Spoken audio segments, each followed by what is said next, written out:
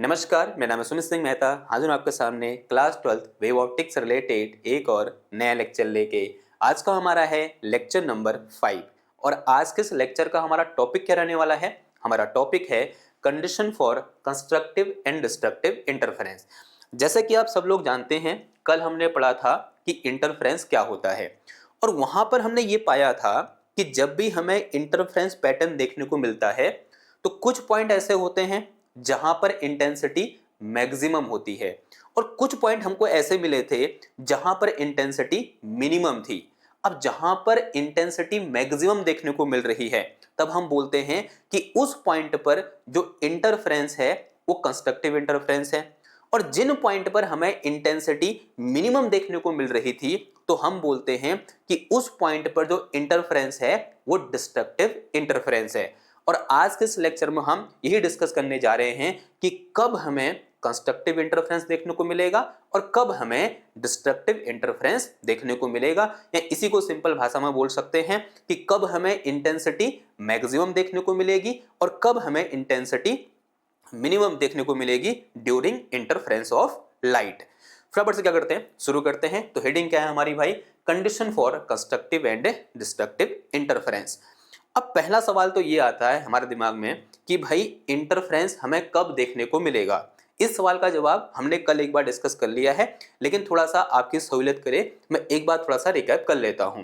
अगर मुझे interference pattern देखना है तो सबसे पहले मुझे दो सोर्स ऑफ लाइट चाहिए, और जो दो सोर्स ऑफ लाइट होने चाहिए वो कैसे होने चाहिए? कोहेरेंट सोर्स ऑफ लाइट होने चाहिए। इसका क्या मतलब है भाई? मान लो मेरे पास यहाँ पर दो सोर्स ऑफ लाइट हैं, एक सोर्स ऑफ लाइट ये है इस तरह से और एक सोर्स ऑफ लाइट ये है। मैंने एक को S1 बोल दिया और एक को S2 बोल दिया। ये S1 सोर्स है, ये S2 सोर्स है। अब इस सोर्स से भी कुछ लाइट वेव ऐसे निकलेगी और इस सोर्स से भी कुछ लाइट वेव ऐसे निकलेगी। अब इन दो वेव की फ्रीक्वेंसी क्या है? सेम है। जो फ्रीक्वेंसी माना इसकी फ्रीक्वेंसी ओमेगा है, एंगुलर फ्रीक्वेंसी, तो इसकी भी एंगुलर फ्रीक्वेंसी कितनी है? ओमेगा है। यानी इन दोनों वेव की फ्रीक्वेंसी क्या है? सेम है। और इन दोनों के बीच का जो फेज डिफरेंस है या तो वो जीरो है या फिर कांस्टेंट है। मान लिया इनके बीच का फेज डिफरेंस कितना है? फाई है, और इस फाई की वैल्यू क्या होगी भाई? कांस्टेंट होगी। अगर मेरे पास दो सोर्स ऑफ लाइट है जो इस कंडीशन को फॉलो कर रहे हैं, क्या दोनों की फ्रीक्वेंसी सेम है, साथ ही साथ उनके बीच का फेज डिफरेंस या तो जीरो है या फिर कांस्टेंट है, तब हम बोलेंगे कि सोर्स S1 और S2 दोनों कोहेरेंट सोर्स ऑफ लाइट हैं। इतनी बात समझ में आ गई आपको? अब जब इस टाइप की दो लाइट सेम डायरेक्शन में चलेंगी और आगे जाकर सुपरपोज्ड होंगी, तो सुपरपोज होने के बाद एक यहां पर ये इंटरफेरेंस पैटर्न को दिखाएंगी। तो इंटरफेरेंस पैटर्न देखने के लिए हमें दो ऐसी लाइट वेव चाहिए जिनकी फ्रीक्वेंसी सेम हो, साथ ही साथ उनके बीच का जो फेज डिफरेंस है वो कांस्टेंट हो या फिर जीरो हो। इतनी बात समझ में आई आपको? इतनी बात समझ में आई तो मैं मान ले रहा हूं मेरे पास यहां पर दो वेव हैं। एक वेव ये है, ये एक वेव इस तरह से है। अब ये वेव जब मीडियम में इस पॉइंट पर पहुंची तो इस वेव ने क्या किया? इस पॉइंट को y1 डिस्प्लेस किया। कितना डिस्प्लेस किया भाई? y1 डिस्प्लेस किया। किसने? इस वेव ने इस पॉइंट को y1 डिस्प्लेस किया। ठीक है, इतनी बात ओके। एक मेरे पास दूसरी वेव है, जब ये वेव यहां पर इस तरह से इंसिडेंट हुई तो इस वेव ने क्या किया? इसको y2 डिस्प्लेस किया। इसको कितना डिस्प्लेस किया भाई? y2 डिस्प्लेस किया। अभी ये दोनों वेव अलग अलग आ रही थी, ठीक है। एक वेव ने कितना डिस्प्लेस किया? इस पॉइंट को y1 डिस्प्लेस किया। इस वेव ने इस पॉइंट को कितना डिस्प्लेस किया? y2 डिस्प्लेस किया। क्योंकि हम सब जानते हैं जब भी कोई वेव किसी मीडियम में प्रोपेगेट करती है तब उस मीडियम के पार्टिकल सिंपल हार्मोनिक मोशन करते हैं, या तो in the direction of wave या फिर perpendicular direction of propagation of wave. ठीक है, ये आप सबने क्लास 11th में पढ़ा हुआ है।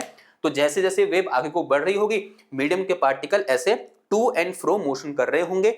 जब ये वाली वेव इस पॉइंट पर पहुंची तो इस पॉइंट का डिस्प्लेसमेंट कितना है? y1 है। जब कोई दूसरी वेव इस उसी पॉइंट पर पहुंची तब उसी पॉइंट का डिस्प्लेसमेंट कितना है? y2 है। इतनी बात समझ में आ रही है आपको? ओके। एक चीज और है, मान लिया इन दोनों वेव के बीच का फेज डिफरेंस कितना है? फाई है। मैं क्या मान ले रहा हूं कि इन दोनों वेव के बीच का फेज डिफरेंस फाई है, लेकिन इन दोनों वेव की फ्रीक्वेंसी क्या है? सेम है। तब मैं यहां से y1 को क्या लिख सकता हूं? मैं यहां से लिख सकता हूं क्या? y1 equal to A1 sine omega t, जहां A1 क्या है, इस Y1 या बोलते हैं इस वेव का एम्पलीट्यूड, और ओमेगा क्या है, इस वेव की फ्रीक्वेंसी। और ऐसे में Y2 क्या लिख सकता हूं, Y2 का मतलब क्या हुआ, displacement of this particle at any time t। तो this will be equal to कितना आ जाएगा, A2 sine omega t plus phi, जहां फाई क्या है भाई, इन दोनों वेव के बीच का फेज डिफरेंस है, और ये वाली वेव 5 फेज से इस वेव 1 से आगे है। इतनी बात समझ में आ रही है, ठीक है। ये तो कब है, जब दोनों वेव अलग अलग इस पॉइंट पर पड़ रही हैं। अब अगर मुझे इंटरफ्रेंस पैटर्न देखना है तो क्या होनी चाहिए, ये दोनों वेव एक साथ इस पॉइंट पर मीट करनी चाहिए या साइमल्टेनियसली इस पॉइंट पर मिलनी चाहिए। अब जब ये दोनों वेव साइमल्टेनियसली इस पॉइंट पर मिलेंगी तो बताओ भाई इस पॉइंट का डिस्प्लेसमेंट कितना हो जाएगा।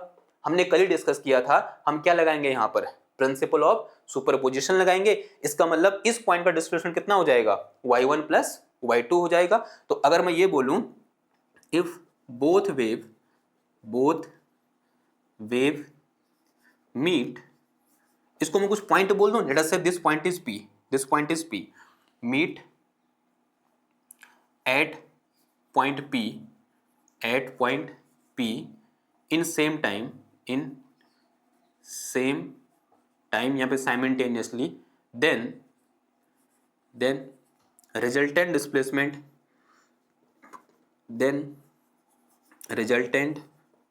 Displacement of point P will be, बताओ क्या हो जाएगा, resultant displacement of point P will be equal to y is equal to क्या आ जाएगा, y1 प्लस y2 आ जाएगा। और ये मैंने कहां से लिखा, फ्रॉम प्रिंसिपल ऑफ सुपरपोजिशन। अब y1 और y2 की वैल्यू पुट करो फिर यहां पर, तो y इज इक्वल टू कितना आ जाएगा, देखो this is A1 sine omega T आ जाएगा, प्लस y2 कितना आ जाएगा यहाँ पर, A2 साइन, ये मेरे पास कितना है अंदर, ओमेगा टी प्लस फाई आ गया। अब थोड़ा बहुत यहाँ पर कैलकुलेशन करेंगे।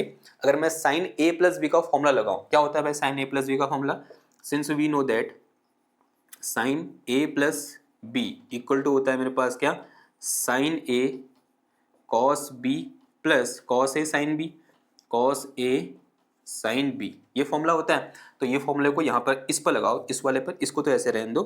तो यहाँ से y इज इक्वल टू कितना आ गया भाई, देखो A1 sine omega t plus A2 ऐसे रहा, ब्रैकेट ये A है ये B है, तो कितना आ गया देखो यहाँ साइन ओमेगा टी आ गया, ये मेरे पास क्या आ गया भाई, कॉस फाई आ गया, बीच में साइन क्या आएगा, प्लस का आएगा, फिर उसके बाद क्या आएगा यहाँ पर कॉस ओमेगा टी आ जाएगा, फिर इनटू में कितना आ जाएगा, साइन फाई आ जाएगा, and this bracket will be close. ठीक, अब एक काम करो, इस A2 को अंदर ले जाओ, तो एक बार इसके साथ मल्टीप्लाई होगा, एक बार इसके साथ मल्टीप्लाई होगा, तो y is equal to A1 sine omega t plus का कितना आ जाएगा A2 साइन ओमेगा टी, और इनटू में कितना आ गया देखो ये कॉस फाई आ गया, फिर प्लस का this is A2 cos omega t, और इनटू में आ गया मेरे पास कितना साइन फाई आ गया। ठीक है, अब एक काम कर रहा हूं मैं, देखो यहां पर देखो साइन ओमेगा टी, यहां भी देखो साइन ओमेगा टी, यानी दोनों ओर से कॉमन है तो कॉमन ले लो, कोई हर्ज नहीं है कॉमन लेने में। तो अंदर तो क्या बचेगा, अंदर बचेगा मेरे पास A1 plus A2 cos phi अंदर बच गया, और बाहर क्या आ जाएगा कॉमन, साइन ओमेगा टी बाहर आ जाएगा। तो यहाँ से ये साइन ओमेगा टी क्या आ गया, बाहर आ गया। ऐसे ही इस A2 और साइन फाई को मैं एक साथ लिख दूं, तो ये मेरे पास कितना आ जाएगा A2 साइन फाई, और इनटू कितना आ जाएगा ये कॉस ओमेगा टी आ जाएगा। ठीक है, सही है सम इक्वेशन नंबर, देखो इसे कुछ इक्वेशन नंबर 1 बोल दो, इसे कुछ इक्वेशन नंबर 2 बोल दो, और ये मेरे पास क्या हो जाएगा इक्वेशन नंबर 3 हो जाएगा। अब इस इक्वेशन नंबर 3 में मैं कुछ मॉडिफिकेशन करना चाह रहा हूं। ठीक है, समझना जरा बात को, ये A1 क्या है भाई, A1 है amplitude of this wave 1, A2 क्या है एम्पलीट्यूड ऑफ दिस वेव 2, और फाई क्या है यहाँ पर भाई, phase difference between y1 and y2, या बोल सकते हैं वेव 1 एंड वेव 2, इन दोनों वेव के बीच का फेज डिफरेंस कितना है, फाई है, जो कि कांस्टेंट है, होना भी चाहिए क्योंकि हमारे जो दोनों सोर्स हैं कैसे हैं, कोहेरेंट सोर्स हैं। इतनी बात समझ में आ रही है आपको, A1 कांस्टेंट है, A2 कांस्टेंट है, फाई कांस्टेंट है, इसका मतलब cos फाई भी कांस्टेंट है।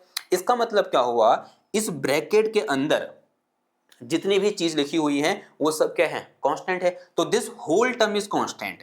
सिमिलरली ये जो मेरे पास जो a2 है कांस्टेंट है, फाई कांस्टेंट है तो साइन फाई कांस्टेंट है, तो ये पूरा टर्म यहां से लेकर यहां तक ये क्या हो जाएगा, मेरा कांस्टेंट हो जाएगा। ठीक है, ये बात समझ में आ रही है आपको? This whole thing is constant and this whole thing is also constant.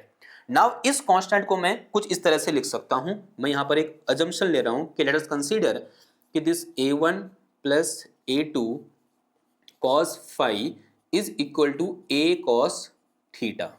मैंने क्या किया, इस कांस्टेंट को इस कांस्टेंट के फॉर्म में लिख दिया, जहां a क्या है भाई, एक कांस्टेंट है, थीटा क्या है, अगेन एक कांस्टेंट है। मैंने क्या किया, इस a1 plus a2 cos phi को मैंने a cos थीटा के टर्म में लिख दिया, यानी इस तरह से मैंने लिख दिया, और ऐसा मैं कर सकता हूं। सेम उसी तरह से ये मेरे पास क्या है यहाँ पर a2 sin फाई, एंड इसको मैं क्या लिख सकता हूं, a sin थीटा मैंने लिख दिया, इसको मैंने क्या लिख दिया, a sin थीटा। इसको मैंने क्या बोल दिया, सम इक्वेशन नंबर a बोल दो, या कैपिटल A स्मॉल a कुछ भी बोल दो, स्मॉल a बोल दो, और इसे मैंने क्या बोल दिया, इक्वेशन नंबर स्मॉल b बोल दिया। ठीक है, अब ऐसा करने से कुछ फायदा होगा। अब एक काम करो, फिर जो हमने यहाँ पर अजम्पशन लिया, इस अजम्पशन को इस इक्वेशन नंबर 3 में रख दो, तो नेक्स्ट लाइन क्या आ जाएगी, नाउ इक्वेशन 3 बिकम। मैं एक काम कर रहा हूँ, ये मिटा ले रहा हूँ, आपको यहाँ शुरू करना है, और ये तो समझने वाली बातें हैं। ठीक है बात, ओके। इसके नीचे लिखो, नाउ इक्वेशन 3 बिकम, इक्वेशन 3 क्या बन जाएगी,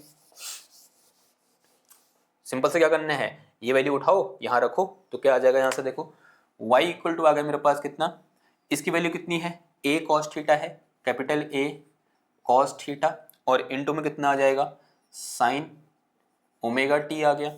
फिर बीच में क्या है, प्लस है भाई a2 sin phi, a2 sin phi की वैल्यू कितनी है मेरे पास, a sin थीटा है, तो यहाँ क्या आ गया मेरे पास, देखो a sin थीटा आ गया, और इनटू में कितना आ गया, cos ओमेगा t आ गया, तो a sin theta into cos omega t, ऐसा कुछ आया। Said is some equation number 4, या फिर उससे पहले कुछ चीजें बाहर ले लो, तो y is equal to a बाहर आ गया, दोनों ओर से कॉमन है, बाहर आ जाएगा, अंदर कितना बच जाएगा, इसको आगे पीछे लिख लो मैं थोड़ा सा अच्छा देखने के लिए, तो साइन ओमेगा t, और ये कितना आ गया देखो cos थीटा, और प्लस का cos ओमेगा t इंटू कितना आ जाएगा, साइन थीटा आ जाएगा। अगेन ये क्या है, साइन a प्लस बी का फॉर्मूला बन रहा है, जहां a की जगह कितना है ओमेगा t, b की जगह कितना है थीटा है, तो यहां से मेरे पास y इज इक्वल टू कितना आ गया, a sine omega t plus कितना आ गया, थीटा आ गया।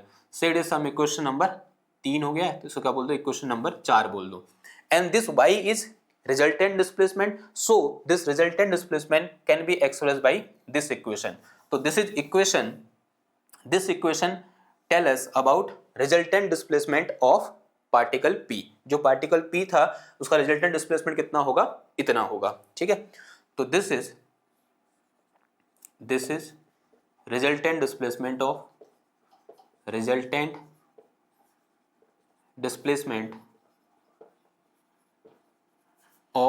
particle p। ये मेरे पास क्या है, पार्टिकल p का रिजल्टेंट डिस्प्लेसमेंट है, और उसमें जो ये a होगा, बताओ ये क्या होगा, जो कैपिटल A है वो क्या है भाई, रिजल्टेंट एम्पलीट्यूड है, a is resultant amplitude, a क्या है मेरे पास, रिजल्टेंट एम्पलीट्यूड है। ओमेगा क्या है भाई, फ्रीक्वेंसी है, ओमेगा क्या है भाई, एंगुलर फ्रीक्वेंसी है, फ्रीक्वेंसी वो भी कौन सी, एंगुलर फ्रीक्वेंसी, कौन सी फ्रीक्वेंसी है, एंगुलर फ्रीक्वेंसी। थीटा क्या है भाई मेरे पास, यहाँ पर फेज है, यहाँ बोलते हैं इनिशियल फेज है, थीटा क्या है भाई मेरे पास, फेज, यहाँ फेज कांस्टेंट बोल सकते हैं, या फिर इनिशियल फेज बोल सकते हैं, इनिशियल फेज है, थीटा क्या है हमारा, इनिशियल फेज है। ठीक है, ये बात समझ में आ रही है आपको। देखो जैसे इसका इनिशियल फेज कितना है, फाई है, इसका इनिशियल फेज कितना है, 0 है, वैसे ही जो मेरे पास रिजल्टेंट मेरे पास जो वेव मिलेगी उसका इनिशियल फेज कितना है, थीटा है, और एम्पलीट्यूड कितना है, a है। देखो इसका एम्पलीट्यूड कितना है, a1 है, इसका एम्पलीट्यूड कितना है, a2 है। ठीक है, और ये मेरे पास क्या है, कैपिटल A है। अब नेक्स्ट यही है कि भाई इस कैपिटल A की वैल्यू कितनी होगी और इस थीटा की वैल्यू कितनी होगी। ठीक है, कैलकुलेशन फॉर थीटा, साथ में थीटा निकाल लेते हैं, calculation for theta, calculation for theta, क्योंकि थीटा की वैल्यू मुझे डायरेक्ट पता नहीं है, मुझे निकालनी पड़ेगी। कहाँ से निकलेगी भाई, जो इक्वेशन नंबर a और b ले रखा है ना, इनसे निकलेगी। कैसे निकलेगी जरा देखेंगे, मैं एक काम कर रहा हूँ, इस इक्वेशन ए और बी को मैं डिवाइड कर दे रहा हूँ। एक काम करो, डिवाइडिंग बी एंड ए, जो इक्वेशन नंबर बी है उसको ए से डिवाइड कर दो। देखो मेरे को क्या मिलेगा, यहाँ से तो कितना आ जाएगा, ए साइन थीटा आ जाएगा, और इसके डिवाइड में कितना आ जाएगा, देखो वहाँ से ए कॉस थीटा आ जाएगा, A cos theta, and this is equal to, ये मेरे पास कितना है यहाँ पर ए टू साइन फाइव आ गया, और अपॉन ये कितना आ गया यहाँ पर ए वन प्लस का ए टू, और इंटू कितना आ गया कॉस फाइव आ गया। ठीक है, देखो यहाँ ए से ए कैंसिल हो जाएगा, साइन अपॉन कॉस क्या होता है, 10 हो जाता है आजकल, तो टेन थीटा इक्वल टू कितना आ जाएगा यहाँ से ए टू साइन फाइव, और अपॉन में कितना आया ए वन प्लस ए टू, और इंटू कितना आ गया ये कॉस फाइव आ गया। अगर मैं यहाँ से थीटा निकालना चाहूँ तो थीटा इक्वल टू कितना आ जाएगा, tan inverse A two sine five, और अपॉन में कितना आ गया A one plus A two cos five आ गया। ठीक है, तो थीटा इक्वल टू कितना आ गया, tan inverse A two sine phi upon A one plus A two cos phi. तो मुझे फाइव पता है, ए वन पता है, ए टू पता है, तो क्या निकल जाएगा, थीटा निकल जाएगा। तो ये क्या आ गया भाई, इसका फॉर्मूला निकल के आ गया। ये बड़ा सा फॉर्मूला निकल रहा है, दिख रहा है आपको, लेकिन इतना मुश्किल है नहीं, बिकॉज आपको ये सब पता होंगे। ए टू पता होगा, फाइव पता होगा, ए टू ये है, फाइव ये है, ए वन ये है, सब कुछ पता है, उठा के यहाँ वैल्यू रखनी है, आंसर आ जाना है। ठीक है, सिंपल है। नाउ अब बारी किसकी है भाई, कैलकुलेशन फॉर ए, जो कि बहुत इंपॉर्टेंट है, यहीं से सारी बातें आगे को शुरू होंगी। तो नेक्स्ट है हमारे पास क्या, कैलकुलेशन फॉर ए यानी एम्पलीट्यूड। ठीक है, एम्पलीट्यूड के लिए कैलकुलेशन करनी है। एक काम करो, फिर कैसे करोगे, मेरे को यहाँ पर रास्ता नजर आ रहा है। मैं क्या कर रहा हूँ, इस इक्वेशन बी और ए को स्क्वायर कर रहा हूँ, फिर ऐड कर रहा हूँ। सबसे पहले क्या करूँगा, जो इक्वेशन नंबर बी है उसको स्क्वायर करो, फिर इक्वेशन नंबर ए का स्क्वायर निकालो, फिर दोनों को ऐड कर दो। इक्वेशन बी का स्क्वायर प्लस इक्वेशन ए का स्क्वायर। अगर मैं बी का स्क्वायर करूँगा तो ये A square sine square theta हो जाएगा, तो रखो फिर यहाँ पर क्या आ जाएगा, A square sine square theta. अगर मैं ए का स्क्वायर करूँगा तो राइट हैंड साइड में तो कितना आ जाएगा, ये A square cos square theta आ जाएगा, प्लस का A square cos square theta आ जाएगा। Now this will be equal to इसका स्क्वायर यानी A two square sine square theta, क्या आ जाएगा, ए टू का square sine square five, theta नहीं क्या है फाइव है, फिर प्लस का इस पूरे का स्क्वायर यानी कितना आ जाएगा, ये ए one plus A to into cos five का होल स्क्वायर, ऐसा कुछ आया।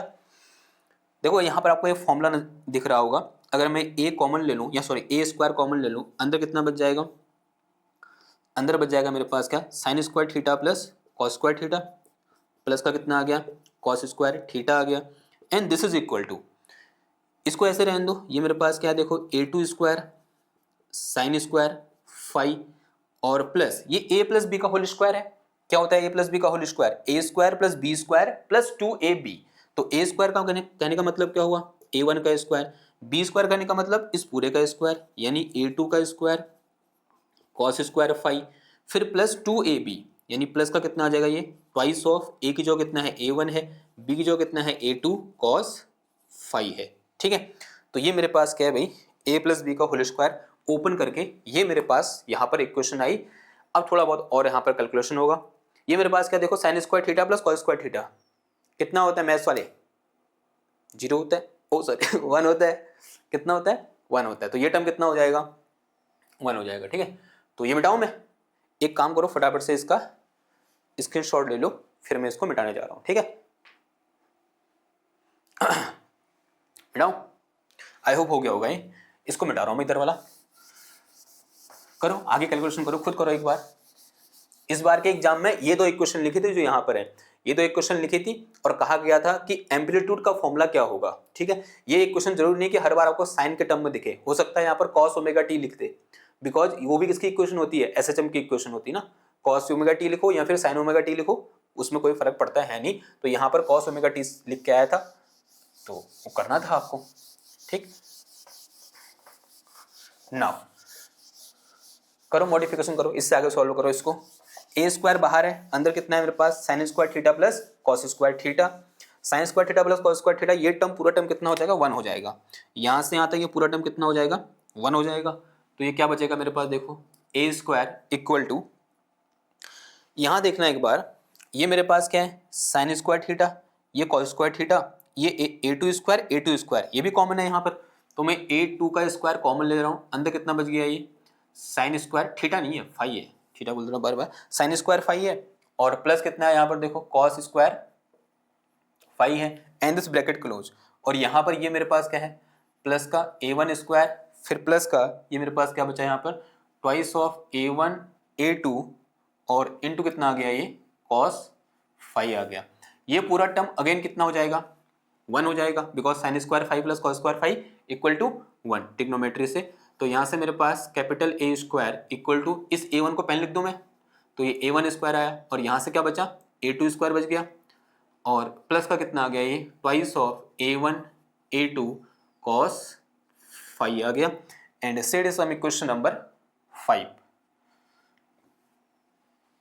ठीक है, नाउ मुझे चाहिए क्या, ए चाहिए, तो यहाँ से ए इक्वल टू कितना आ जाएगा बताओ, अंडर हो जाएगा, इधर रूट है, यहाँ स्क्वायर है, इधर अगर रूट हो जाएगा तो कितना आ गया, ए वन स्क्वायर प्लस का ए टू का स्क्वायर प्लस का twice of A one A two, और इंटू कितना आ गया cos phi. Said is some equation number 5a, क्योंकि 5 को ही थोड़ा सा आगे सॉल्व करके ये इक्वेशन आ रखी है। तो this is formula of amplitude, यानी जो रिजल्टेंट एम्पलीट्यूड होगा after superposition of two wave, वो क्या होगा, ये होगा। This is formula of resultant amplitude after superposition of two wave which है same frequency and there is constant और zero phase difference between them. ठीक है, अभी तो क्या है कांस्टेंट है, वो फेज डिफरेंस क्या है भाई, 5 है। और ये इक्वेशन मुझे बता रही है, इक्वेशन 5a, कि this value of amplitude will depend upon 5, यानी उनके बीच फेज डिफरेंस कितना है, इस 5 की वैल्यू उस बात पर डिपेंड करेगी। तो यहां पर हम एक लाइन लिख देंगे, this show that this equation shows that, तो लिखो this equation tell us value of A, या वैल्यू ऑफ रिजल्टेंट एम्पलीट्यूड लिख सकते हैं आप, resultant value of resultant amplitude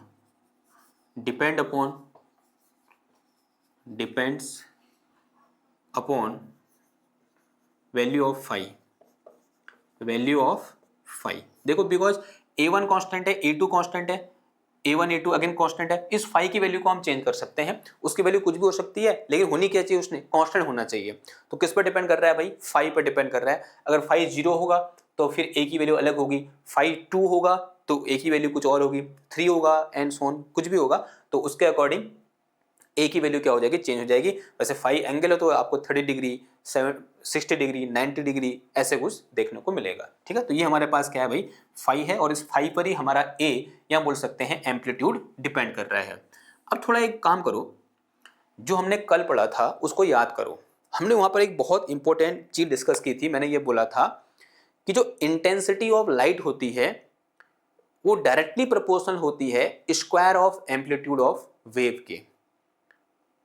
ये बात याद है आपको, हमने कल पढ़ा था कि जो इंटेंसिटी ऑफ लाइट होती है, सिंस वी नो दैट जो इंटेंसिटी होती है वो किसके बराबर होती है, जो इंटेंसिटी होगी हमारी, intensity will be proportional to the square of amplitude.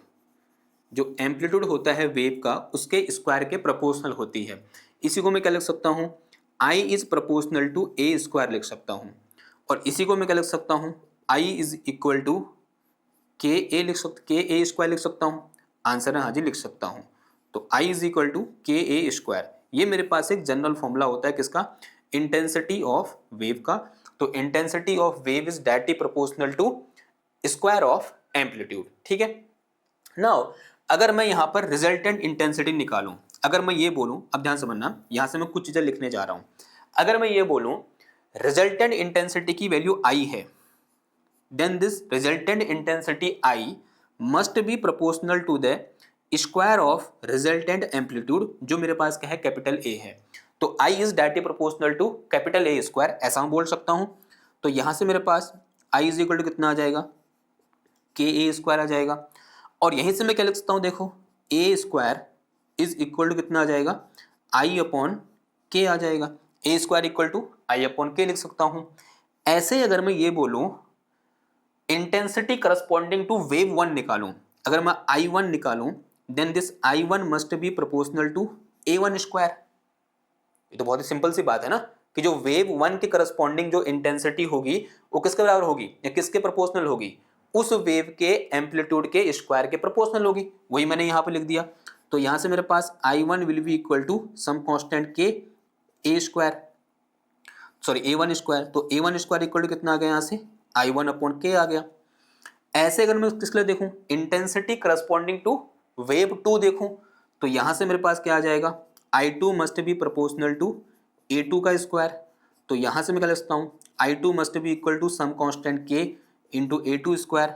तो यहां से मेरे पास ए टू का स्क्वायर इक्वल टू कितना आ गया आई टू अपॉन के आ गया।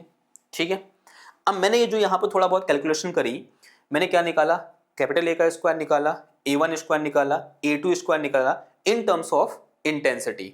अब एक काम करो फिर इन सबको उठाओ इस इक्वेशन नंबर 5 में रखो, आपको क्या मिल जाएगी इंटेंसिटी मिल जाएगी, या बोल सकते हैं इंटेंसिटी आफ्टर सुपरपोजिशन, या बोल सकते हैं रिजल्टेंट इंटेंसिटी का फॉर्मूला आपके सामने निकल के आ जाएगा। आई होप इधर वाला काम आपने कर लिया होगा, मैं इसको मिटाने जा रहा हूं। Now put all these values in equation number 5। Now equation 5 become क्या बन जाएगी इक्वेशन 5 मेरे पास, ये मेरे पास ए स्क्वायर है तो ए स्क्वायर इक्वल टू क्या है मेरे पास आई अपॉन के है, A square equal to I upon K. This is equal to ये मेरे पास ए वन स्क्वायर है, A one square equal to कितना आ जाएगा यहाँ से आई वन अपॉन के आ जाएगा, प्लस ये मेरे पास ए टू स्क्वायर है, A two square equal to I two upon K आ जाएगा, प्लस ट्वाइस ये मेरे पास क्या देखो ये ए वन ए टू है, अगर मैं यहाँ से ए वन निकालूंगा तो A one equal to under root of I one upon k, अगर मैं यहाँ से ए टू निकालूंगा तो this is under root of I two upon k, जो कि सिंपल सी बात है। अब इस ए वन और ए टू की वैल्यू उठाओ वहां रखो तो कितना आ जाएगा ये twice of under root of I one upon K, फिर उसके बाद under root of I two upon K और इंटू कितना आ गया भाई ये कॉस फाई आ गया। ठीक है, सिंपल सी बात है।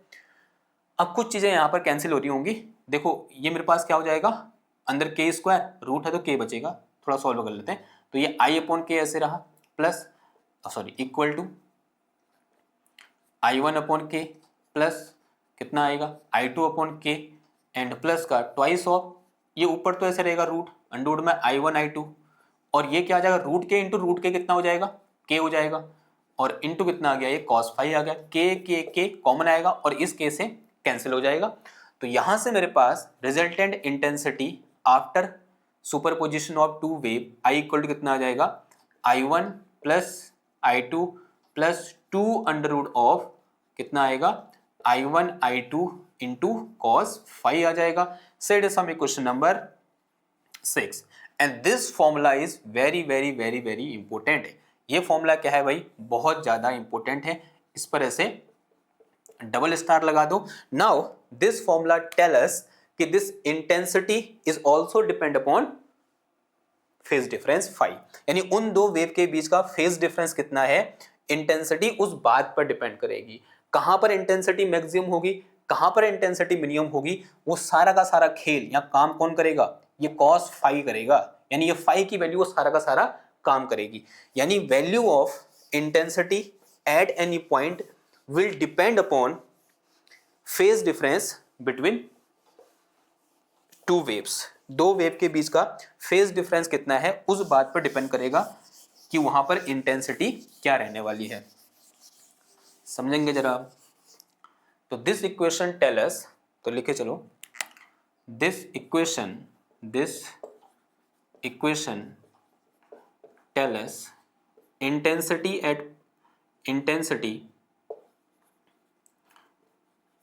will depends upon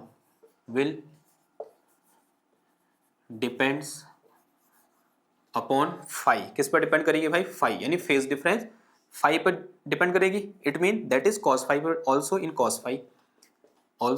cos phi, because phi पर डिपेंड करे तो फाई किसका फंक्शन है मतलब सॉरी कॉस किसका फंक्शन है फाई का फंक्शन है।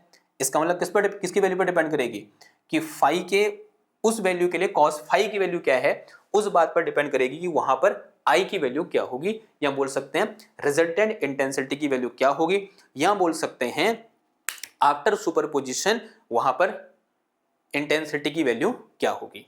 अब यहां पर एक एक करके डिस्कस करेंगे। पहले किसके लिए, जहां पर इंटेंसिटी, कहां पर इंटेंसिटी मैक्सिमम होगी, और दूसरा केस क्या आएगा, कहां पर इंटेंसिटी मिनिमम होगी। तो केस फर्स्ट यहां पर आ जाएगा क्या, for maximum intensity. Case first, case first किसके लिए है मेरे पास, for maximum intensity, for maximum intensity, for maximum intensity. देखो भाई फॉर्मूला क्या है मेरे पास, इक्वेशन नंबर 6 को एक बार ध्यान से देखना। फॉर मैक्सिमम इंटेंसिटी यानी कंस्ट्रक्टिव इंटरफेरेंस सी आई, जहां पर इंटेंसिटी मैक्सिमम होती है वहां पर क्या बनता है, सी आई, यानी कंस्ट्रक्टिव इंटरफेरेंस होता है। एक बार इसको गौर से देखो, आई इज इक्वल टू क्या है भाई, I1 plus I2 plus 2 root I1 I2 cos phi. ये क्वेश्चन साफ साफ मुझे बता रहा है कि जहां पर कॉस फाई की वैल्यू मैक्सिमम होगी वहां पर इंटेंसिटी भी क्या होगी, मैक्सिमम होगी। अगर मैं ये चाहता हूं कि आई की वैल्यू कैसी हो जाए, मैक्सिमम हो जाए, तो मुझे एक ही शर्त यहां पर लागू करनी पड़ेगी कि उस पॉइंट पर कॉस फाई की वैल्यू क्या होनी चाहिए, मैक्सिमम होनी चाहिए। वहां पर कॉस फाई की सबसे बड़ी वैल्यू होनी चाहिए। अब जो कॉस होता है वो कहां से कहां तक वेरी करता है, कॉस वेरी करता है -1 से लेकर +1 के बीच में। कॉस कहां से कहां वेरी करता है, -1 से लेकर +1 के बीच में वेरी करता है। तो इसकी मैक्सिमम वैल्यू कितनी है, एक तो +1 है, एक -1 है। लेकिन जब यहां -1 आप रखोगे तो -1 रखने से यहां क्या आ जाएगा, माइनस आ जाएगा। तो ये वाली बात तो बनी नहीं। तो मेरे पास सिर्फ क्या चाहिए, ये चाहिए, यानी क्या रखना पड़ेगा यहाँ पर +1। तो कॉस फाई की मैक्सिमम वैल्यू कितनी होती है, कॉस फाई की वैल्यू मैक्सिमम वैल्यू +1 होती है। यानी फाई की वो वैल्यू जिनके लिए कॉस फाई की वैल्यू कितनी है, +1 है, वहां पर यानी उन पॉइंट पर इंटेंसिटी क्या होगी भाई, मैक्सिमम होगी। ठीक है, इतनी बात समझ में आ गई आपको। अगर इतनी बात समझ में आ गई तो करो फिर आगे आप सॉल्व करेंगे। हमें सिर्फ ये देखना है कि कहां कहां पर कॉस फाई की वैल्यू 1 होती है। ठीक है, एक तो कहां पर 1 होती है भाई, अरे खुला है वो,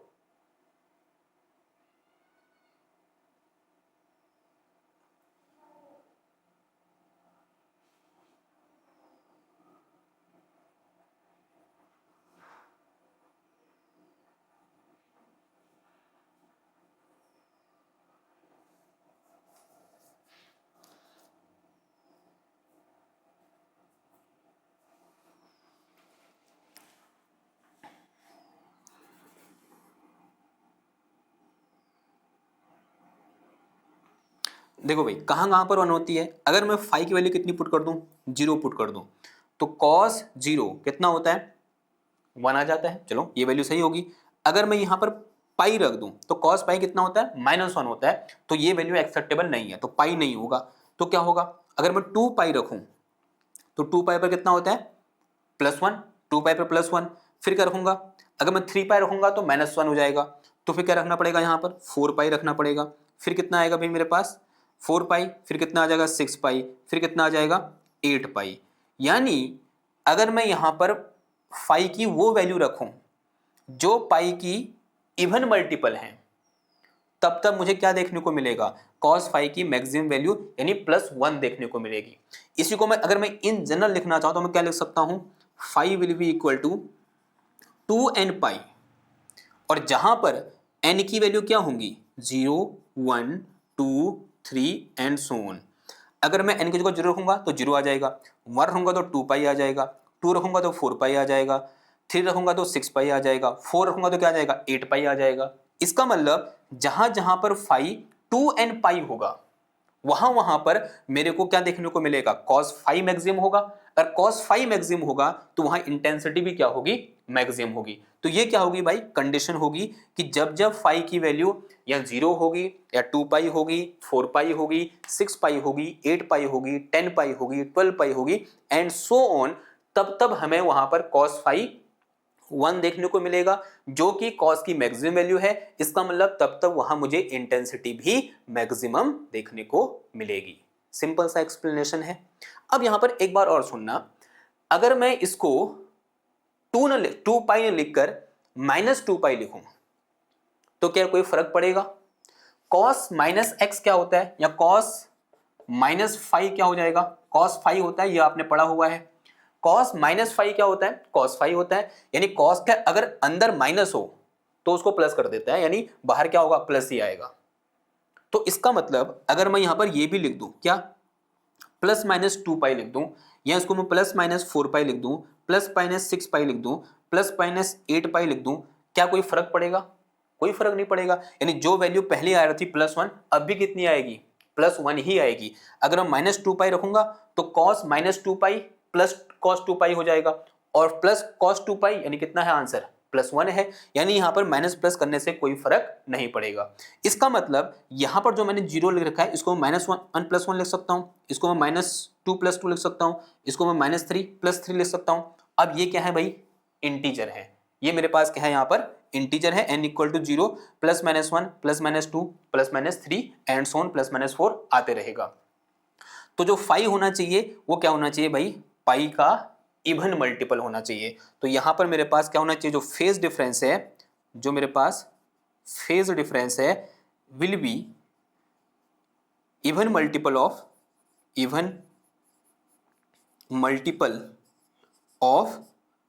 पाई।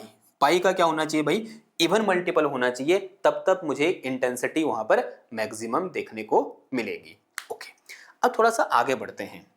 कभी कभी क्वेश्चन पूछता है कि बताओ भाई पार्ट डिफरेंस कितना होना चाहिए। हमने निकाला कंडीशन किसके लिए, फेज डिफरेंस के लिए, लेकिन क्वेश्चन पूछ लेता है किसके लिए, पार्ट डिफरेंस के लिए। अब कैसे हम पार्ट डिफरेंस के लिए ये कंडीशन निकालें, देखो बहुत आसान है। अगेन हम थोड़ा सा क्लास 11th की हेल्प लेंगे। मैं एक फॉर्मूला आपको यहां पर दूंगा, वो फॉर्मूला आपको याद भी होगा, और याद नहीं है तो आज याद कर लो भाई। एक हमने फॉर्मूला पढ़ा है, फॉर्मूला क्या है भाई, since we know that phase difference is equal to 2 पाई/λ इंटू पाथ डिफरेंस। ठीक है, बहुत ही सिंपल सा फॉर्मूला है, फेज डिफरेंस इक्वल टू 2 पाई/λ इंटू पाथ डिफरेंस। ये फॉर्मूला आप सबको पता है, इसी को हमने ऐसे भी लिखा था, इसी को हम ऐसे लिख सकते हैं, क्या, phase difference delta phi is equal to 2 पाई/λ क्या है भाई, वेव की वेवलेंथ है, और इंटू कितना आ जाएगा, पार्ट डिफरेंस। और पार्ट डिफरेंस को कैसे दिखाया था हमने, डेल्टा एक्स से दिखाया था। तो ये हमारे पास क्या होता है भाई, फॉर्मूला होता है। ये फॉर्मूला आपको याद करना ही पड़ेगा, और कुछ बच्चों को याद भी होगा जो थोड़ा पढ़ते लिखते हैं, या फिर थोड़ा बहुत उनकी याददाश्त सही है। तो पढ़ा तो सभी ने होगा, कोई लोग भूल गए होंगे, कोई बात नहीं, भूल सब जाते हैं। आज हमने दोबारा पढ़ लिया, तो आई होप आपको थोड़ा बहुत पुरानी यादें ताज़ा हो गई होंगी। अगर पुरानी यादें थोड़ा ताज़ा होगी तो अब मैं यहाँ पर इस पार्ट डिफरेंस के लिए कंडीशन निकाल सकता हूँ। देखो जरा, since we know that for constructive interference और we can say for maximum intensity, हमारे पास क्या है, जो फेज डिफरेंस है डेल्टा फाई, मैंने यहाँ खाली फाई लिखा है, फॉर्मूले में डेल्टा फाई है, उससे कोई फर्क नहीं पड़ता। ये भी फेज डिफरेंस है, ये भी फेज डिफरेंस है। तो phase difference delta phi equal to कितना है मेरे पास, 2n पाई है, जहां n की वैल्यू कितनी है भाई, 0 है, +-1 है, +-2 है, +-4 है, एंड सो ऑन, सॉरी +-3 है, एंड सो ऑन। अगर मैं ये वैल्यू उठाकर कहाँ पुट करूँ, इधर पुट करूँ, तो मेरे पास यहाँ से क्या आ जाएगा, देखो 2n pi is equal to 2 पाई/λ इंटू डेल्टा एक्स, ऐसा आ जाएगा। इस 2 पाई से ये 2 पाई कैंसिल हो जाएगा, तो यहां से मेरे पास path difference delta x equal to कितना आ गया, n पाई आ गया। अब n की वैल्यू क्या है भाई, ये रखी हुई है, इसका मतलब जो डेल्टा एक्स है वो कितना होना चाहिए, अगर 0 रखो तो कितना आ जाएगा, 0 आ जाएगा। यहाँ +-λ आएगा, यहाँ +-2λ आएगा, यहाँ +-3λ आएगा, यहाँ +-4λ आ जाएगा, एंड सो ऑन। यानी अगर मेरे पास दो वेव हैं और दोनों वेव आपस में सुपर इम्पोज हो रही हैं या इंटरफेयर हो रही हैं, एंड आफ्टर इंटरफेयरिंग और we can say after superposition, अगर उनके बीच का पाथ डिफरेंस या 0 है, या +-λ है, या +-2λ है, या +-3λ है, या +-4λ है, तब मुझे वहां पर क्या देखने को मिलेगा, कंस्ट्रक्टिव इंटरफेरेंस देखने को मिलेगा, या तब वहां पर इंटेंसिटी मैक्सिमम होगी, या बोल सकते हैं मुझे वहां पर एक ब्राइट फ्रिंज देखने को मिलेगी, कल पढ़ा था ना हमने, दो फ्रिंज होती है, एक ब्राइट फ्रिंज और एक डार्क फ्रिंज। यानी जब जब कंस्ट्रक्टिव इंटरफेरेंस होता है तो वहां फ्रिंज कैसी होती है, ब्राइट फ्रिंज होती है। तो जब जब पाथ डिफरेंस क्या होगा, एन लैम्डा होगा, या बोल सकते हैं लैम्डा यानी वेवलेंथ के इंटीजर मल्टीपल होगा। ये इंटीजर है, नहीं है 0 +-1 +-2 +-3, ये सब क्या है, इंटीजर है। यानी जब जब पाथ डिफरेंस लैम्डा के यानी वेवलेंथ के इंटीजर मल्टीपल होगा, तब तब वहां पर मुझे क्या देखने को मिलेगा, कंस्ट्रक्टिव इंटरफेरेंस, या वहां पर इंटेंसिटी मैक्सिमम देखने को मिलेगी, या फिर वहां पर मुझे ब्राइट फ्रिंज देखने को मिलेगी। इसी को अगर मैं फेज डिफरेंस के बारे में के अकॉर्डिंग बोलूं तो क्या बोलूंगा कि जब जब फेज डिफरेंस पाई के इवन मल्टीपल होगा, तब तब मुझे वहां पर क्या देखने को मिलेगा भाई, कंस्ट्रक्टिव इंटरफेरेंस, या फिर ब्राइट फ्रिंज, या फिर मैक्सिमम इंटेंसिटी वहां पर देखने को मिलेगी। ठीक, तो यहां पर हम एक लाइन लिख देंगे, क्या, जो मेरे पास वेवलेंथ है, सॉरी जो पाथ डिफरेंस है वो क्या है, path difference is integer multiple of lambda यानी वेवलेंथ। ठीक है, जो पाथ डिफरेंस होगा वो वेवलेंथ के इंटीजर मल्टीपल होगा। ये बात आपको ध्यान में रखनी है। जो कल लेक्चर होगा ना, हम वहां पर डिस्कस करेंगे width of bright fringe and dark fringe, वहां पर ये कॉन्सेप्ट लगेगा, इसलिए आपको ध्यान रखना है। इस समय पाथ डिफरेंस कितना होता है, एन लैम्डा होता है। अब एन की वैल्यू क्या होगी ये भी आपको ध्यान रखना है, क्या होगी, 0 +-1 +-2 +-3 +-4 एंड सो ऑन। ठीक है, इतनी बात समझ में आ गई। ओके, तो ये तो क्या लिख दी हमने, कंडीशन लिख दी, किसके लिए, मैक्सिमम इंटेंसिटी के लिए। अब सवाल ये है वो मैक्सिमम इंटेंसिटी होगी कितनी।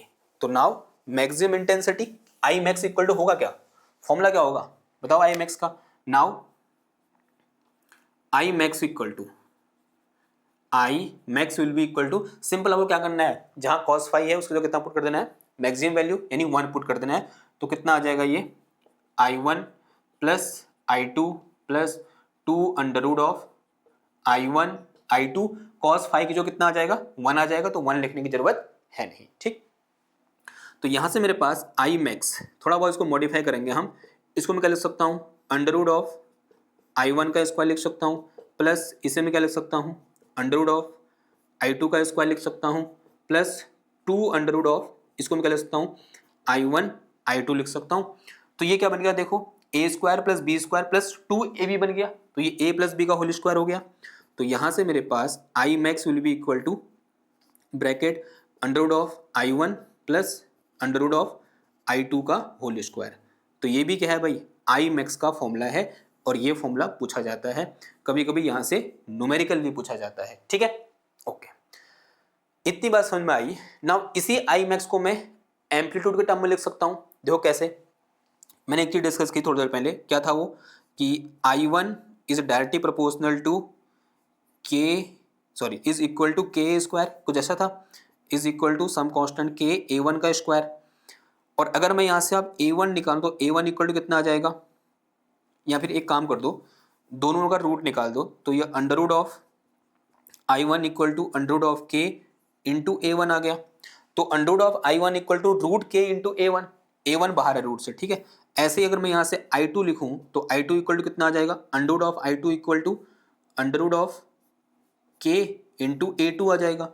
अब एक काम करो, ये I1 और I2 की रूट I1 और रूट I2 की वैल्यू उठाओ, यहाँ रखो, तो क्या बन जाएगा देखो, यहाँ से मेरे पास I max will be equal to bracket, ये मेरे पास कितना आया, अंडर रूट ऑफ के into A1 plus under root of के इंटू A2, इस पूरे का होल स्क्वायर। देखो रूट के यहाँ भी है, यहाँ भी कॉमन आएगा। अगर मैं यहाँ से इसको बाहर लूंगा तो इसके सर के ऊपर स्क्वायर बैठ के आएगा, स्क्वायर बैठ के आएगा तो रूट से स्क्वायर क्या हो जाएगा, कैंसिल। तो यहाँ से मेरे पास आई मैक्स इक्वल टू कितना आ गया, के बाहर आया, अंदर कितना बच गया, A1 प्लस A2 बच गया, का होल स्क्वायर भी आएगा। तो ये मेरे पास आई मैक्स का फॉर्मूला है, किसके टर्म में है, एम्पलीट्यूड के टर्म में। ठीक है, यहाँ A1 क्या है, वेव 1 का एम्पलीट्यूड, A2 क्या है, वेव 2 का एम्पलीट्यूड। ठीक, तो ये तो क्या हो गया भाई, हमारा आई मैक्स के लिए कैलकुलेशन हो गया। अब जो नेक्स्ट कैलकुलेशन होगी वो किसके लिए होगी, आई मिन के लिए, सॉरी, यानी मिनिमम इंटेंसिटी के लिए, और जहां मिनिमम इंटेंसिटी होगा वहां मुझे क्या देखने को मिलेगा, डिस्ट्रक्टिव इंटरफ्रेंस देखने को मिलेगा। तो उसके लिए आपको ये सब पहले उतारना पड़ेगा, मुझे मिटाना पड़ेगा। आई होप आपने उतार लिया होगा। फटाफट से क्या करो, इसका स्क्रीनशॉट ले लो, मैं इसको मिटा रहा हूँ। फिर उसके बाद हम क्या करेंगे, यहाँ पर आई मिन के लिए कैलकुलेशन करेंगे। ठीक है, मिटाऊं, मैं सिर्फ इतना मिटा रहा हूँ और यहाँ पर केस 2 लिख देते हैं और ये सब मिटा देते हैं। इधर का लगाओ भाई, दिमाग लगाओ, क्या होगा। आई मिन के लिए हमें क्या करना पड़ेगा, फॉर मिनिमम इंटेंसिटी, केस 2 मेरे पास क्या है, for minimum intensity. Minimum intensity का मतलब वहां पर कौन सा इंटरफ्रेंस, डिस्ट्रक्टिव इंटरफ्रेंस, और फ्रिंज कौन सी मिलेगी, डार्क फ्रिंज मिलेगी। ठीक है, नाउ फॉर्मूला क्या है, अगेन सेम फॉर्मूला है। हमें चाहिए क्या, आई क्या होना चाहिए मेरा, मिनिमम होना चाहिए, मिनिमम होना चाहिए। तो उसके लिए मेरे पास सिंपल सी बात है, कॉस फाई ने क्या होना चाहिए, मिनिमम होना चाहिए। और कॉस फाई की मिनिमम वैल्यू कितनी होती है, -1 होती है। ठीक है, कॉस फाई की मिनिमम वैल्यू कितनी होती है, -1। तो कॉस फाई इक्वल टू -1 रखूंगा तो ये नेगेटिव हो जाएगा यहाँ पर, तो अपने आप ही क्या आ जाएगी, आई की वहां पर मिनिमम वैल्यू निकल के आ जाएगी। तो कॉस फाई की मिनिमम वैल्यू -1। अब ये कहाँ कहाँ पे -1 होती है, पहले ये सोचो। 0 पर कितना होता है, 1 होता है। अब इसकी -1 कहाँ, फाई की क्या वैल्यू रखूँ कि -1 आ जाए। देखो पहले तो कहाँ पर, पाई पर, कॉस पाई -1, क्या 2 पाई पर होता है, नहीं, 2 पाई पर +1 होता है। तो फिर कहाँ पर आएगा, फिर 3 पाई पर आएगा, फिर कहाँ पर आएगा, 5 पाई पर आएगा, फिर कहाँ पर आएगा, 7 पाई पर आएगा, फिर कहाँ आएगा भाई, 9 पाई पर आएगा, एंड सो ऑन।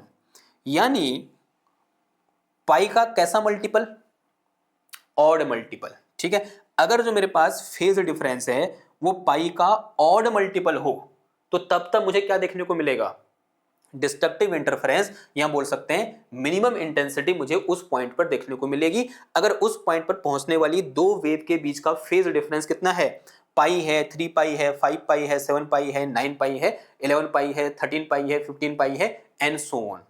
यानी पाई की इंटीजर मल्टीपल, सॉरी, पाई की odd multiple, if phase difference is, if phase difference is odd multiple of pi, odd multiple of pi, then we get destructive interference, or we can say minimum intensity, or we can say dark fringe। ठीक है, तब मुझे वहां पर कैसी fringe देखने को मिलेगी, डार्क फ्रिंज मुझे वहां पर देखने को मिलेगी। यहां पर लाइट बहुत ही कम पहुंचेगी या पहुंचेगी ही नहीं। ठीक, ओके। इसी को अगर मैं थोड़ा सा जनरल फॉर्म में लिखना चाहता हूं, कैसे लिखूंगा, देखो इस फाई को मैं ऐसे भी लिख सकता हूं, फाई इज इक्वल टू, अगर मैं इसको ऐसे लिखूं 2n-1 इंटू पाई, और यहां पर जो n है उसकी वैल्यू है 1, 0 नहीं है, ध्यान देना, 1 2 3 4 एंड सो ऑन। यानी अगर मैं यहां पर क्या करूं, n की जगह 1 रखूं तो कितना आ जाएगा, 2 - 1 1, यानी पाई आ गया। n की जगह 2 रखो तो कितना आ जाएगा, 2 दूना 4 - 1 3 आ जाएगा। 3 रखोगे तो कितना आ जाएगा, 3 दूना 6 5 आ जाएगा। 4 रखोगे 4 दूना 8 7 आ जाएगा। 5 रखोगे तो 5 दूना 10 - 1 9 आ जाएगा। यानी ये एकदम बढ़िया बन रहा है। तो this is general form of this.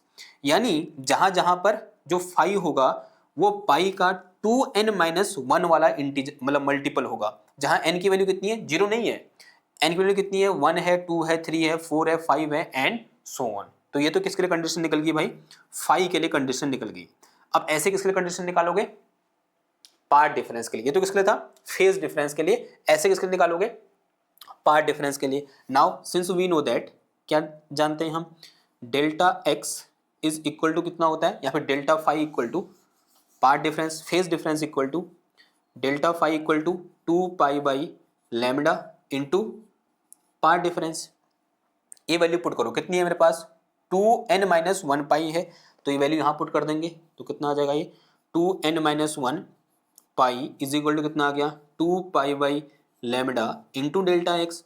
पाई से पाई चला जाएगा तो यहाँ से मेरे पास डेल्टा एक्स इक्वल टू कितना आ गया, delta x will be equal to 2n-1 और इंटू कितना आ जाएगा, ये 2n-1 और इनटू में आ गया मेरे पास कितना, लैम्डा, लैम्डा बाई 2 आ जाएगा। कितना आ जाएगा, लैम्डा बाई 2 आ जाएगा। 2n-1 इंटू लैम्डा बाई 2 आ गया। हाँ, यहाँ पर भी एक चीज ध्यान रखना, अगर मैं यहाँ पर माइनस पाई रखूंगा तो आंसर में कोई चेंज आएगा। देखो cos minus pi is equal to कितना आ जाएगा, ये कॉस पाई, और कॉस पाई की वैल्यू -1, कोई चेंज नहीं आ रहा है। तो यहाँ पर दोनों प्लस माइनस मैं रख सकता हूँ, ये ऐसा भी हो सकता है, प्लस माइनस पाई दोनों हो सकता है। ठीक है, मैं यहाँ पर लिख नहीं रहा हूँ, पर दिमाग में रखना कि plus minus pi, plus minus 3 पाई, प्लस माइनस 5 पाई, प्लस माइनस 7 पाई, प्लस माइनस 9 पाई दोनों हो सकते हैं। ठीक है, ओके, अगर दोनों हो सकते हैं, हाँ अब इधर आओ फिर, तो डेल्टा एक्स इक्वल टू कितना है मेरे पास, 2n-1 लैम्डा बाई 2 है। अब एक एक करके वैल्यू पुट करो n की, तो यहां से डेल्टा एक्स इक्वल टू कितना आ जाएगा मेरे पास, डेल्टा एक्स इक्वल टू आ जाएगा कितना, पहले तो 1 आएगा, सॉरी कितना आएगा, हाँ 1, 2 एकम 2 में से एक गया 1, यानी कितना आ जाएगा, लैम्डा बाई 2। नेक्स्ट कितना आ जाएगा, 3 लैम्डा बाई 2 आ जाएगा। नेक्स्ट कितना आ जाएगा, 5 लैम्डा बाई 2, सही कर रहा हूँ मैं, कितना आएगा, 5 लैम्डा बाई 2, 3 दूना 6 में से एक गया 5, यानी कितना आया, 5 लैम्डा बाई 2। फिर कितना आ जाएगा, 4 दूना 8, 7 lambda by 2 and so on.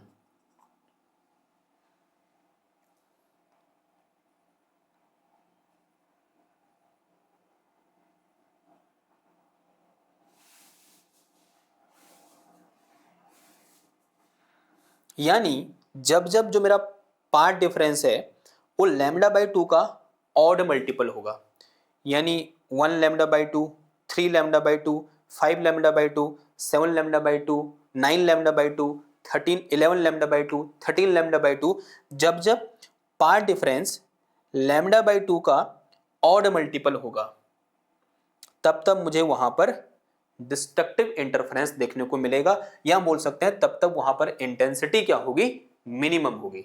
ठीक है, इतनी बात समझ में आ रही है आपको, यानी क्या है मेरे पास जो डेल्टा एक्स है वो लैम्डा बाई 2 का ऑड मल्टीपल है, 1 lambda by 2, 3 lambda by 2, 5 lambda by 2, 7 lambda by 2।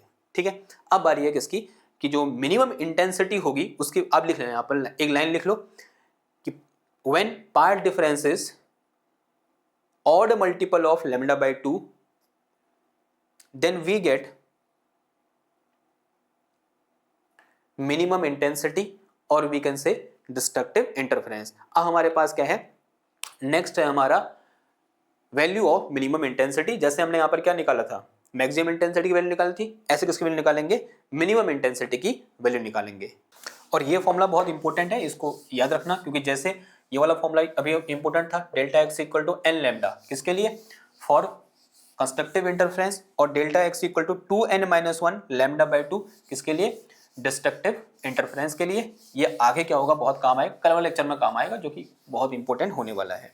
Now अब किसके लिए कैलकुलेशन है भाई, कैलकुलेशन फॉर मिनिमम इंटेंसिटी, आई मिन। देखो आई मिन निकालने के लिए सिंपल क्या करोगे आप, जहां cos फाई है वहां -1 रख दो, तो कितना आ जाएगा, ये i1 प्लस i2, और फिर ये माइनस आ जाएगा 2 under root of i1 i2 आ गया।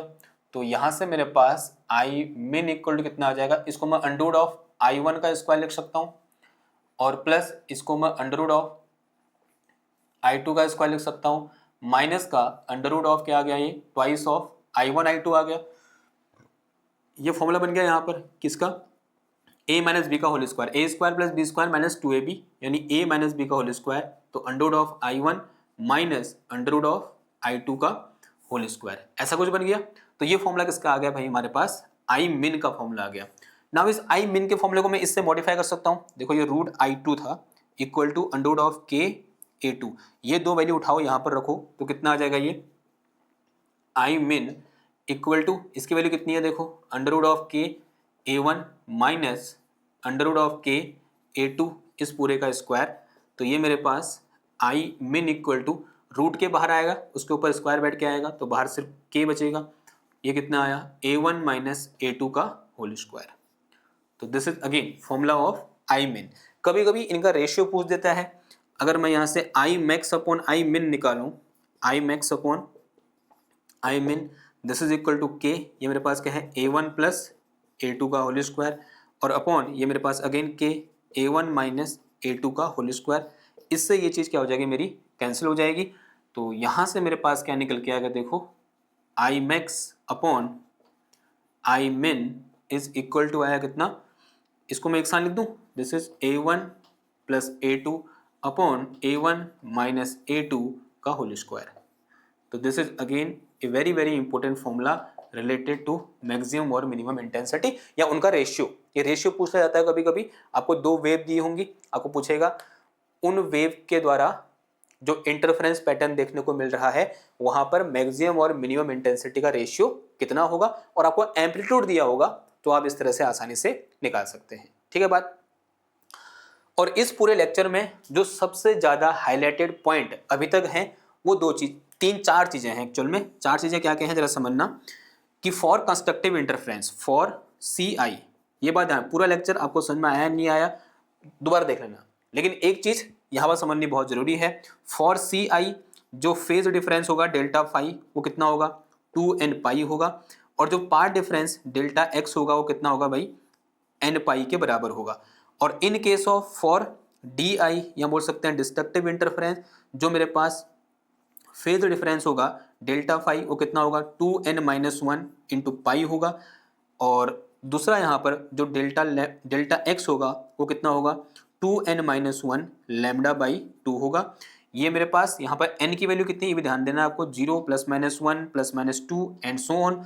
और यहाँ पर n की वैल्यू कितनी है भाई हमारे पास 1 2 3 एंड सो ऑन। और यहाँ पर ध्यान देने वाली बात क्या है, यहाँ पर हम इस फाई की वैल्यू या डेल्टा फाई की वैल्यू प्लस माइनस कुछ भी ले सकते हैं, क्योंकि कॉस है उसके अंदर प्लस हो माइनस हो उससे कोई फर्क पड़ता है नहीं। ठीक है बात इतनी, ओके इतनी बात ठीक है।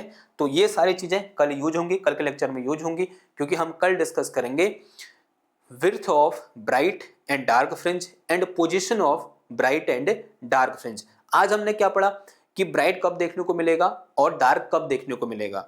कल हम पढ़ेंगे कि अगर मेरे पास स्क्रीन है उस स्क्रीन में किस पोजीशन पर ब्राइट देखने को मिलेगा, किस पोजीशन पर डार्क देखने को मिलेगा। ये हमारा कल का लेक्चर होगा, जो कि अगेन बहुत इंपॉर्टेंट लेक्चर होने वाला है।